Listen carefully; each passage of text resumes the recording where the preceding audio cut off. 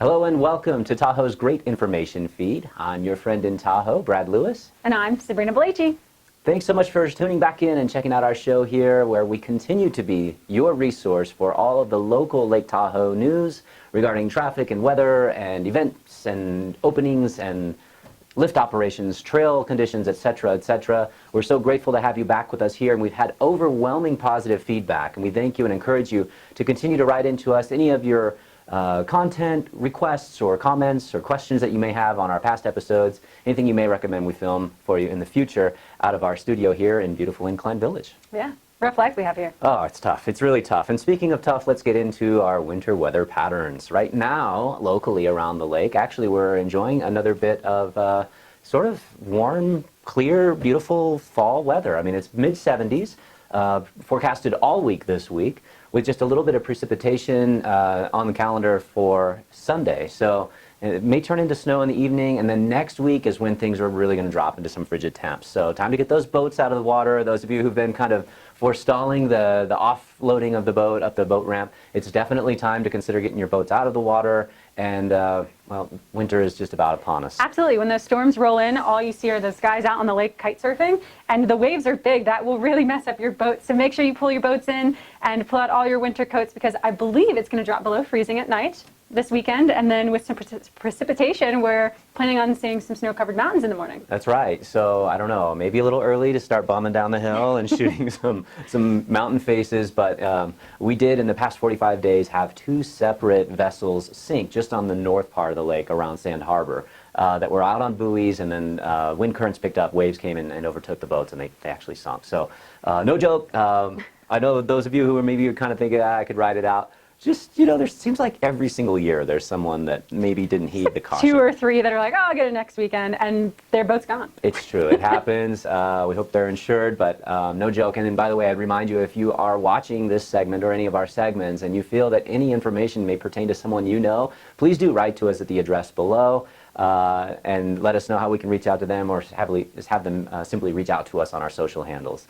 You've got friends in Tahoe. Absolutely. And speaking of snow-covered mountains, we have a lot of things going on with our roadways. So time to get your snow tires on if you're thinking about winter. It's better to schedule that now than later. And there's a few other things happening with road closures. Brad? Yeah, with respect to traffic around the lake, here on the north side of the lake, we've got Highway 28. You should expect some pretty substantial delays, because it is only a two-way highway, or two-lane highway, from Crystal Bay all the way through what turns into Tahoe Boulevard here, just in front of the RE/MAX North Lake Incline Village office, as a matter of fact. So what you'll see is single lane closures, and up to as much as a 30-minute traffic delay if you plan to travel around the north part of the lake. So again, Highway 28, all the way really from Crystal Bay through Incline Village. There's repaving activities going on there, and then something up on Highway 431 close to us as well, I believe. Yeah, absolutely. There's a few things going on. It looks like they're doing some new grading on the sides, in addition to some new erosion control up there. Yeah, and again, as Sabrina mentioned on 2 episodes ago of TGIF, it's sort of a shoulder season for us here, as many of you know who are locals and those who are tuning in thinking of potentially spending more time with us up here in our little slice of heaven. You've got a lot of winter activity in the winter, obviously, snow skiing, snowboarding, etc., etc. A lot of summer activity, and those seasons in between are commonly referred to as the shoulder seasons, and that's where we find a lot of construction activity. Yes, they got to get it in before October 15th, I believe, is the deadline, so right. No more digging after that. So all the road projects that have been going on all summer that were delayed due to our long winter are now trying to wrap up in the next couple weeks. That's right, at a feverish pace. So not only to Sabrina's update on single lane closures between College Drive and Country Club Drive on Highway 431, otherwise known as Mount Rose Parkway. On the southern part of the lake in South Lake Tahoe, we've got the Department of Transportation, Nevada Department of Transportation, weighing in that there are, in fact, closures on State Route 207 at the Kingsbury grade that could also cause for some minor delays. So these are the sorts of things that we'd like you to be advised of. If you're sitting in traffic, by the way, and you are a Lake Tahoe resident and you're up here and spending a lot of time with us, just keep in mind, as I did this afternoon, sitting in maybe an extra 5 minutes of traffic commuting through the village, it could be worse, and it's for a good cause. Let's just hope that we all celebrate Yes. a good finished product with that. Absolutely. Great. We'll pass now to Sabrina for our real estate market update, powered by RE/MAX North Lake. Yes, coming into our real estate market update for the North Lake Tahoe area, we have still seen quite a lot of activity for this time of year. I continue to say I'm a big believer in a lot of, what happens in winter reflects into our summer selling season and coming into fall. So I looked back and it looks like that 25% of our sales are still yet to be had this year in the fall season. That's a lot of homes to be sold still. It is. This week alone, we had 7 new listings in the past 7 days, which is a lot for this time of year, coming on the market, priced from $319 all the way up to $6.5 million. So quite a spread there.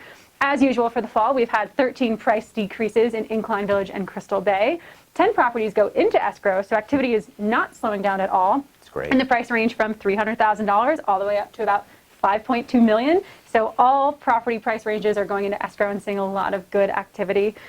We had some closed escrows as well, similar price range from $420K all the way up to a beautiful home at $4.1 million. Wow. So we are seeing lots of activity, people trying to get in, close out their 1031 exchanges, get out of residency before 2020, move in, change their lifestyle, future ambitions, all kinds of things, moving their families. So it's been an exciting summer, and it's continuing to thrive here at Tahoe. That's right. Healthy market. It is, and you look at that stat, I mean, 1 new property listed per day for the last running 7 days with a relatively small amount of inventory to be up for even consideration for listing a home for sale. Absolutely. And we see that specifically with single-family homes this time of year. There are a lot of people that will start looking in the spring, and they'll wait and they'll wait and they'll wait for properties to come on. And by the end of the year, you usually get 80% of what you want in a home here in Tahoe. It's very unlikely that you're going to get 100% of all of your criteria. So 80% is actually pretty good for custom homes here at the lake. So if you can find 80% of what you want, people are saying, okay, now's the time to buy, because they don't think properties are going to come on really as we enter and inch into the winter season. Historically, that's been accurate, and to your point of the 80-20, if you will, so many talented contractors and designers up here locally that work around the lake to build out that home at potentially 80% of your dream home and finish it off. So I like that, renovating kitchens and bathrooms and those sort of things. Absolutely. Put your finished touches on it. Exactly. Well, great. Thank you for that update, Sabrina. We move now to a segment on, winged flying things. We actually had one of our viewers, in fact, several of our viewers, request that we cover a particular topic, which is the correlation to yellow jackets population around Lake Tahoe and how much snowfall one could expect. If that sounds a little folklorish to you, I'll admit it did to me as well until I tested the theory several summers ago. I was chased off my back deck during barbecue season by hordes of yellow jackets. I mean, pretty regularly, yellow jackets were coming and swarming around, and next thing you know, that very next winter, we had a just absolute huge amount of snowfall. So we actually did a little bit of research on this here at TGIF Studios, and we're going to go now to a live report from our senior entomology investigative reporter, Brad Lewis, who's on the scene. Brad? Well, good morning, Brad. And firstly, to the reporting that you and Sabrina gave regarding traffic and construction around Lake Tahoe, you're spot on once again, my man, because I think that the Nevada Department of Transportation has had to reach deep into their supply of long orange construction cones. My producers and I counted north of 100 of them as we traveled from the Incline Village studio over to this location just at 201 State Line Drive, immediately across the street from the infamous Calneva, by the way. I'm here on site at the RE/MAX North Lake Crystal Bay office, and reporting on yellow jackets and the correlation to snowfall. It's interesting.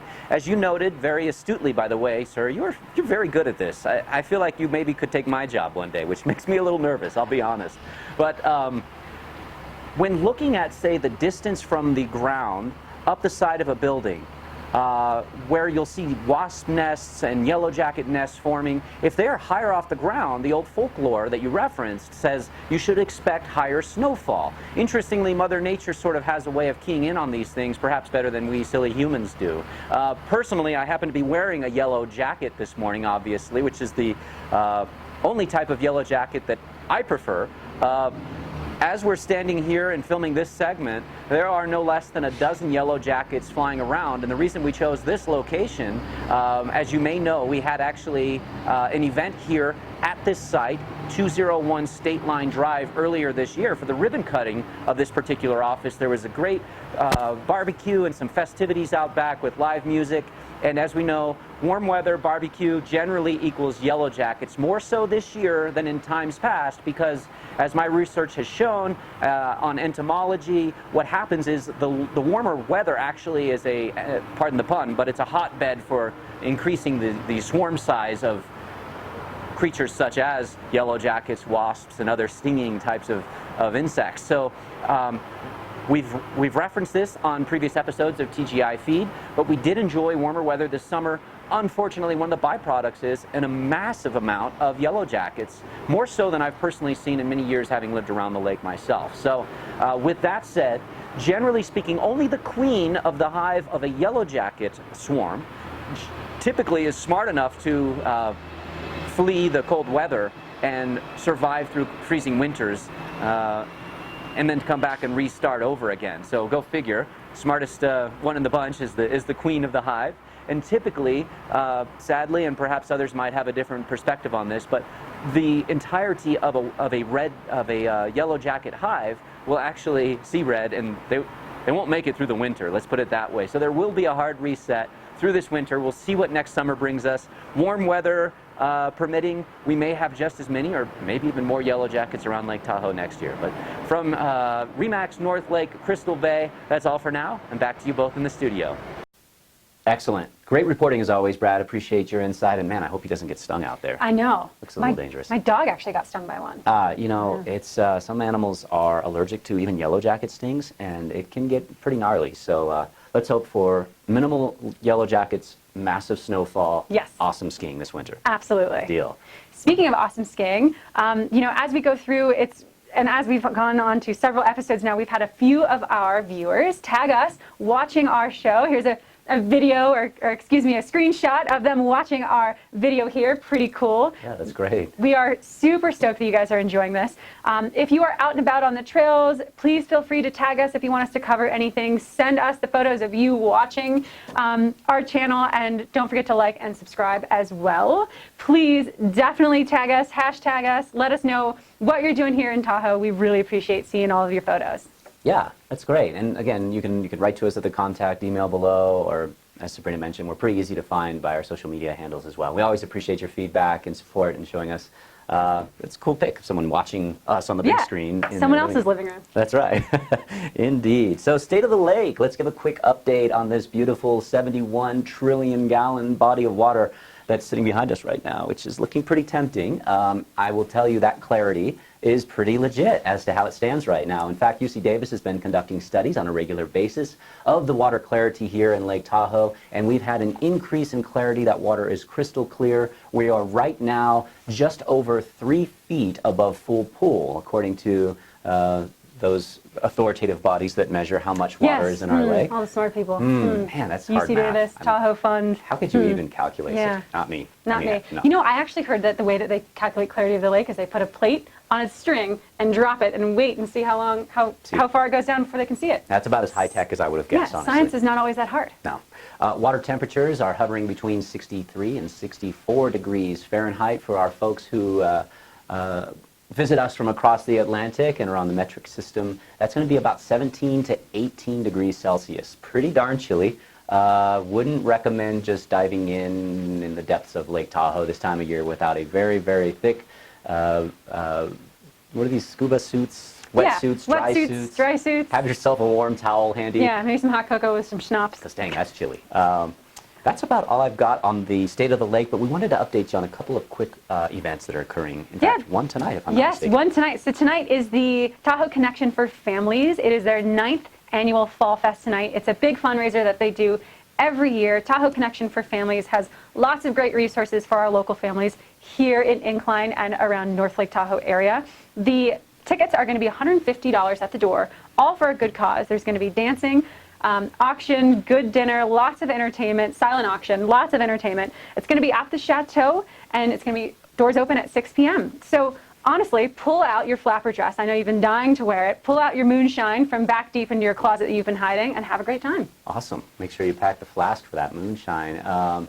Chateau at the Incline Village Championship Golf Course from, what's the time frame on that? It starts at 6 p.m. 6 p.m. Beautiful. Okay. And then last week we promised you we'd update you. One more Bavarian-themed party occurring around the lake. Tahoe City's got their annual Oktoberfest kicking off tomorrow, which is Saturday. It's kicking off at 12 noon. So just like what we experienced up there at the Squaw Valley Oktoberfest last weekend. And we're actually seeing more and more businesses in the food industry come up. And I have to say, as a 10-year Incline local, I'm so excited to see restaurants and things popping up. So the newest one that I just tried this week is Tayana's Juice Bar. It is such a great option for anything, breakfast. They have great acai bowls for breakfast with granola, homemade vegan tamales, awesome. protein smoothies, juices. I mean, it's locally run and operated, and everything is made to order. It's fantastic, and it was needed in Incline. So we are so excited. Go by, check it out. It's in the Christmas Tree Village Shopping Center in Incline Village. Yeah. 4 or 5 doors down from Mofo's Pizza, for those of you who are not exactly sure where Christmas Tree Village is. Everyone knows all the good Mofo's pizza joints. Pizza, yep.